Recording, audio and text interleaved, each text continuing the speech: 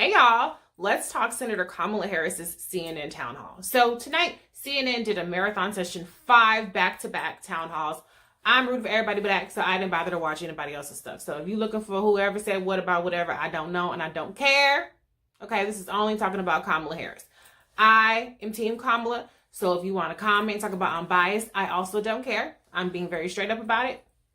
I'm Team Kamala. So now that we got that out the way, let's talk about some of the things that happened tonight. So I think what she did an expert job at was really being excellent at weaving in how her experience is applicable to the position that she's applying for to be the next president. Also showing a complete mastery of all the policy details. She's really great at weaving in statistics, at very specific facts and background information, rationale, and anecdotal evidence to support the policy positions that she has. And she has extensive policies, not just proposals, but bills she's actually proposed in the Senate. If you want to find out more about that, Twitter at Black Women Views. I have it all ran down, okay? But let's get back to the CNN town hall. So the CNN town hall was an hour. There was tons of questions. So I'm going to do the best I can. I'm going to cheat. I have some notes here from my live tweets to cover a lot of the topics that she did. So the topic on everybody's mind right now is impeachment. Straight up, she said she thinks that they need to begin the process of impeachment. That's a House-initiated process. But she's also realistic about the fact that saying, hey, the GOP is in charge of the Senate. They're not going to convict him. So we need to, it's fine to talk about initiating the process, but we have to also be realistic about what the likely outcome is. So they're not going to get a conviction and removal. And so she put forth that, hey, I believe that this president should be removed. That's why I'm running for president. That's a solid thing to say. So I think that she did great on that. Elizabeth Warren was out on front on saying that he should be impeached. She's coming around to it. I don't think that impeachment is something that people should be super up in arms about, because at the end of the day, as the senator, what the hell is she going to do? She's not going to be able to vote to remove him because Mitch McConnell's not going for that. But I'm team impeachment. So I approve of her answer on that. All right. So gun control. She had... she's always really passionate about this subject, really strong in her stories and things like that. I cannot duplicate her righteous indignation, so I'll talk about the specific policies that she talked about. So she talked about universal background checks. She talked about gun control. One of the more specific things that she came out with is she said that she would give Congress 100 days to act on gun control. And if they failed to do so, she would then take executive actions. And so, you know, one of the things that we have to understand about the executive branch is they have different agencies, and those agencies have different regulations. President Obama took some executive order type actions when it came to gun control and a variety of things. And so she has made it clear, I'm willing to take that action as well. So she talked about using ATF and changing some of the rules with ATF, alcohol, tobacco, and firearms agency and things like that. And so I like that she got into some specifics and she kind of laid down a 100-day marker as a point of this is where I'm going to intervene, rather than some people who would wait years to intervene. So she did not kick the can completely. She said Congress needs to act, which is appropriate, or I will. So I really thought that was a strong answer. So when we talked about student loan debt, so we know Elizabeth Warren came out today and said forgive student loan debt for mostly everybody. That's obviously a very popular stance with people. How can you compete with free college? How can you compete with loan forgiveness? I mean, you could compete by saying, would that ever pass? Who knows? But she didn't go all the way Elizabeth Warren, so I'm going to tell you what she talked about. She's talked about, that, student loan debt needs to be, there needs to be like people can refinance their student loans for an interest rate that is 3.75%, I believe is what she said. Student loan rates have gotten pretty expensive. If you're dealing with private loans, you're definitely paying much higher than 3.75%. So 3.75% is a good student loan interest rate. It's a practical solution that can be implemented. She also talked about income-based repayment, and so basically capping the amount that your student loan debt repayments would be towards your income. She didn't get to a specific ratio, but that's something she wants to consider. And she just put forth practical solutions, things that can be implemented if you had a majority Democratic House and Senate. And so I think that, she's not shooting for the moon.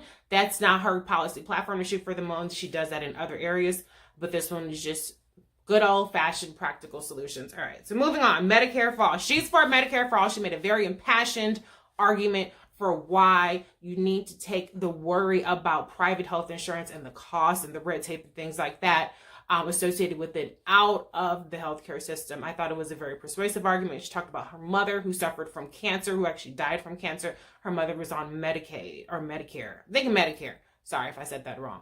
And so I thought that was really important. I mean, at the end of the day, as much as people love their private insurance, that private insurance ain't hitting on shit when you got real ass diseases you got to take care of, and it's $100,000 to deal with your cancer diagnosis, or you can't pay for your diabetes medication or whatever else. So private health insurance sounds hella good until you got something that's wrong with you. So I thought she made a persuasive case, but I can tell you on background that she is a co-sponsor of multiple paths towards universal health care. Not all paths include eliminating private health insurance or Medicare for all. There's single payer, there's public option, there's lots of things. Black Women Views, if you want to know about all those different policies, she is signed on as a co-sponsor, okay? Green New Deal. People criticize Green New Deal. She says, you know what, I'm for it because it has specific goals that we need to address. She talked about clean air, clean water. She talked about specific markers. Really, really, really good stuff. I think I can't do any justice to it in 30 seconds. So go check out that answer. If you're one of those people that for some fucking reason thinks that we don't need to do shit on climate change, then I don't know what to tell you. Kamala's not your girl, okay? Go vote for Trump. Moving on. You know, one of the things I did point out is that, you know, I said this earlier, she's good at anecdotes, statistics, and specific policies. That was something that was very strong throughout, in my opinion. Reparations. You know, reparations is the topic du jour, okay? Everybody wants to know about reparations. Representative Sheila Jackson Lee has a bill in the House of Representatives that will study, you know, reparations and how that will look at things like that. Senator Cory Booker is also supporting that kind of effort or leading that effort up in the Senate. I mean, if y'all for reparations, then I don't know who the hell you're going to vote for, okay? Marion Wilson, I guess. I don't know. But anyway, I'm going to move on from that because I'm not losing sleep over reparations. But I thought she was really excellent on pointing out the history from, you know, slavery to Jim Crow to segregation and just all of the lingering effects that we still have, the traumas, all that kind of stuff. Systemic racism is still very much a thing, and I think she definitely didn't shy away from that. And so I appreciated that answer. It won't be enough for the people who won't, you know, for the ADOS crowd, the reparations crowd, but, you know, don't vote for it in. The Black Agenda. Now, I've watched so many of her interviews, so I've heard the Black Agenda stuff over and over again, but she talks about the need. And these are not very specific policies. Keep in mind, this is an hour to address 20-something questions, but she did talk about at least the need to address the wage gap, investing in HBCUs, criminal justice reform, Black maternal mortality, which is particularly of interest to me, increasing home ownership and things like that. So she does talk about, and I could tell you, outside of this town hall, she has a great mastery of very specific disparities that impact Black people. And I can tell it's something that she's interested in. She's been a champion for HBCUs and for Black maternal mortality in the Senate. She also championed things like rent relief and clean water and things like that. And so she has talked the talk and walked the walk in terms of her Senate record. Go look it up if you don't believe me. ProPublica.org is a great resource. Cyber warfare, she talks about that. Very, very important stuff. You know, we have vulnerabilities in our electoral system, which she has a bipartisan bill that she's introduced for that. As well as we have to think about the vulnerabilities in our electrical grids, in our financial systems and things like that. So really strong there. The truancy thing came up. That's a dead horse. People gonna beat that to death. Let me tell y'all gonna keep thinking that you about to damage her with that. Most people agree that kids need to have their ass in school. So keep on beating that dead horse. She always gives good answers to that. I'm moving on. Let's see. Okay, I'm gonna skip the Bernie question, whatever. Leveling the playing field for women. She talked about affordable childcare. She talked about raising the minimum wage, how most women make minimum wage, or most people that make minimum wage are women, let me say that, okay? Passing the Equal Rights Amendment that's being held up in the Senate, and that women's issues should not be marginalized. Women's issues are not identity politics. And the same thing, she talked about that in relation to race. In terms of LGBTQ community, she talked about passing the Equality Act. She refused to defend Proposition 8 while she was AG. She ran on that. She kept that promise. That was struck down by the Supreme Court. and gay marriage is now legal in the United States. So she, California was kind of instrumental in deciding not to take up that banner. And she's actually performed same-sex unions in San Francisco since 2004. And she did the same thing as AG. So she was really, truly a champion for that. She's also been against the Gay Panic Defense Act. She's helped, trained prosecutors on how to defeat that. She's for transgender rights. And she said that if she were elected, the first thing she would do, or one of the things she would do is, is reverse that ban that Trump, y'all's president, has put in on transgenders serving in the military. He's actually currently discharging people in the military. So that is a big deal. The last question that really came up was, so one of the questions was about voting rights. Should felons or people that are currently incarcerated get the right to vote? She's for that, but also, the kind of gotcha question was, well, what about the Boston bomber or sexual assault victims? Listen, all this gotcha shit, what difference does that make? Somebody is going to benefit from any universal policy, okay? There's sexual assaulters and there are motherfuckers out there who doing stuff that ain't in jail, okay, who can vote. So if you want to sit up there and cherry pick a person and say that person should vote, that person should vote, ain't nobody got time for that. We talking about voting rights or not, okay? So I'm glad she didn't fall for the bait. She was, not really, she kind of bobbed and weave on that. I'm okay with that. Some people were pissed off about it on Twitter. Get a damn life.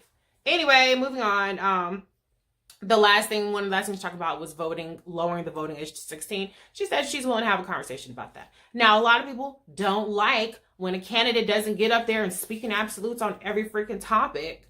But I appreciate that sometimes she says, I'm willing to have that conversation. It's a whole year left of campaigning. If you have 100% hardcore stance on everything, you're going to end up looking real crazy and like a flip-flopper a year from now. Because a lot of things can happen in a year. You have your core principles, you have your core values, but some of this piddly little shit we talking about, stuff that for one is probably a moot point. What is the point of being all super locked into it? I think that she's smart, and a lot of the little Twitter warriors and a lot of people are not going to agree with me on this, but you have to think about the broader electorate. She's smart to not let people put words in her mouth. She's smart to not get backed into a yes or no answer that's just going to become a headline. And people fall for it because I've been seeing a lot of Twitter activity about the Boston bomber question. That's a gotcha question. Why do we care? Are we litigating the case right now? No. So what difference does it make? If she said yes, the Boston bomber should get the right to vote, who cares? If she said no, who cares? Like a lot of this stuff people are getting up in arms about is not a big deal. It's people get bent out of shape over stupid shit that's never even going to really be an issue. I don't know what y'all worry about every night. The things I don't worry about, I can tell you, I don't worry about reparations. I don't worry about truancy. I don't worry about the Boston bomber and his right to vote. Okay? I worry about healthcare. I worry about keeping my damn job, my nice 403B, that damn gas prices. These gas prices is going up. My taxes is high as shit. That's what I'm worried about. Okay? I'm not worried about all this other little gotcha stuff that y'all seem to be worried about. Now, if you have the luxury of that being the most important thing and pressing thing to you, more power to you. Knock yourself out. Do your voting on that. But if you over here in the rest of the real world, okay, you got real shit to worry about, then I don't know what to tell you. I don't know why you focusing on that other kind of stuff. But that's my 2 cents. Thanks for watching. And good job, Kamala.